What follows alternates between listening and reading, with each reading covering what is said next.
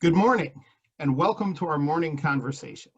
This week's preaching lesson is from Isaiah chapter 61, where the prophet says that the Spirit of the Lord is upon me. He's anointed me to bring good news. So I wanted to talk a little bit to my friend here today about a story that he has that illustrates that. Jim, why don't you introduce yourself and tell us a little bit about how you're connected to Trinity? Hi, I'm Jim Geiger. My wife and I, Yvonne, joined Trinity about a little over 20 years ago. We moved to Elizabethtown back then to be near our children and grandchildren, and we're retired. That's about it. Nothing fancy. Sure, absolutely. Well, you've been here for a good long time, and we really appreciate having you guys here. So, Jim, you have a story about a time that you were able to help someone. So why don't you tell us a little bit about that? Well, I retired from the steel industry and took a job driving a school bus for the E-Town School District. Oh, wow. And I had a friend in there who drove bus with me.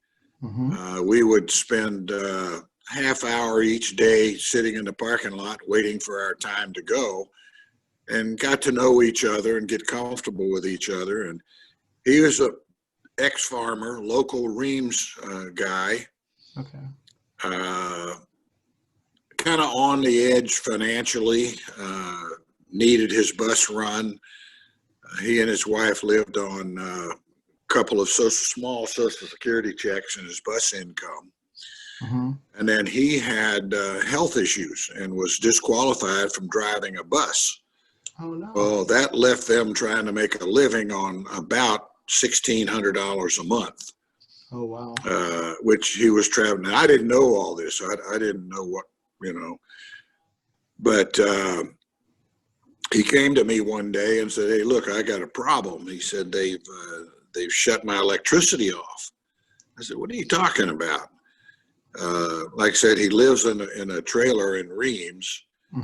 And he said, "Well, I haven't been able to pay the bills." His wife, who has recently passed, was piling up medical bills like crazy that weren't being covered.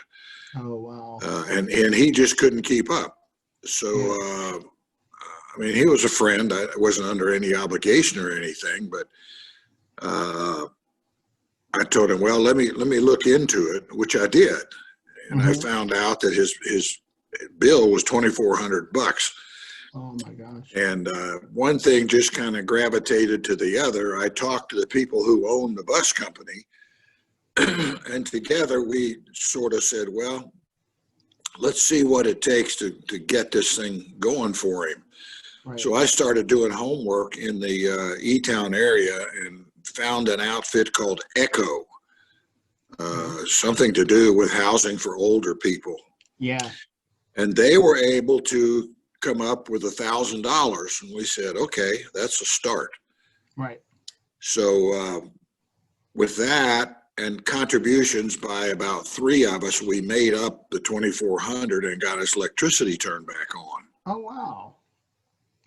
So they were, that was one step in the right direction, but they were still at a point where they couldn't, they weren't going to make it at that level.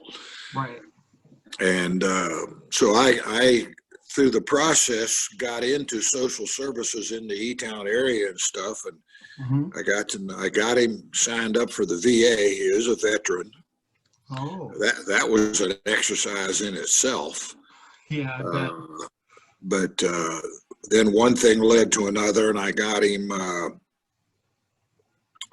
on food stamps. I got him anyway. I got enough social service related things to allow them to go forward.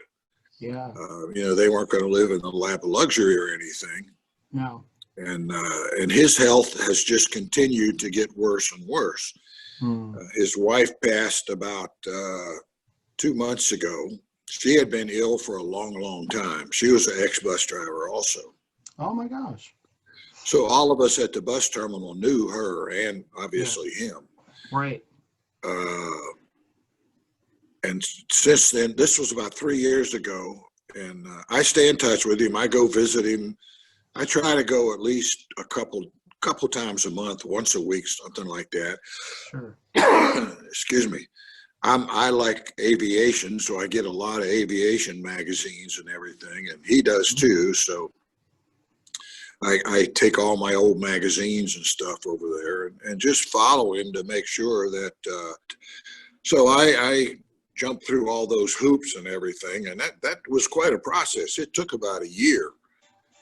Yeah. We never did get anything from the VA.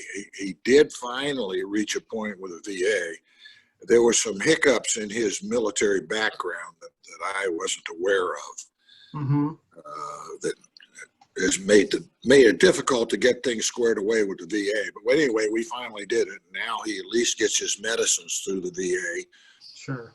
And I think a lot of his medical is paid for by the VA. Right. Sure. There's not much else I can do. I mean, he's not my family. I'm not obligated to, take care of him like I would a parent. Right. But I have some Christian feeling that I ought to, stay in touch and do what I can. And that's what we do. And that's where it stands today.